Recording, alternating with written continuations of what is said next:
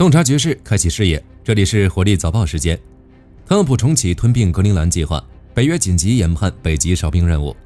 俄罗斯2025年断网时长领跑全球。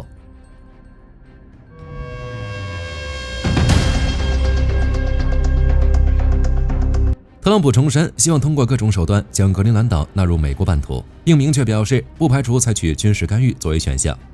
白宫发言人卡罗琳·莱维特更是直言不讳，动用武装力量获取格陵兰岛始终是一个选项。丹麦首相梅特弗雷德里克森立马做出强硬回击，其表示，若美国真的对丹麦领土采取军事行动，延续数十年的北约盟约将彻底终结。为了缓解美国和丹麦的紧张，北约32国大使立马在布鲁塞尔举行例行会议。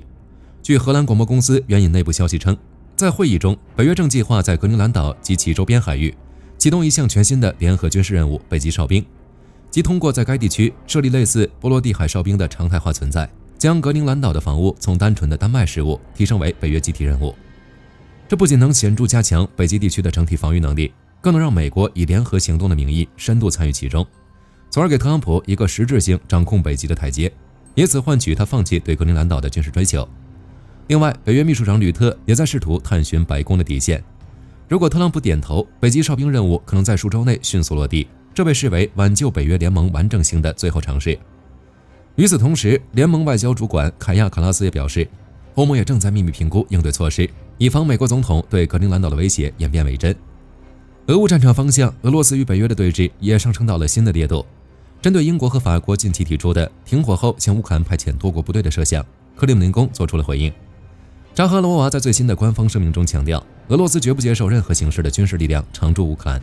他明确表示，驻乌克兰的军队，无论其名义是维和还是观察，都将自动成为俄罗斯武装力量的合法打击目标。俄方甚至直接将北约与基辅政权的新军事协作定义为正在形成的战争轴心。这种倒反天罡的说法其实是俄罗斯心虚的表现。一旦北约正规军以成建制规模进入乌克兰，将意味着俄罗斯过去几年的侵略彻底崩溃。正如扎哈罗娃所言，北约的这种计划极具破坏性，而这种破坏性俄罗斯无法承担。另一边，根据莫斯科时报发布的权威统计数据，2025年俄罗斯已正式成为全球互联网审查和关闭程度最高的国家，其断网力度已远远超过伊朗和委内瑞拉。数据显示，在过去的1年里，俄罗斯记录的人为断网和流量限制总时长达到了惊人的37166小时，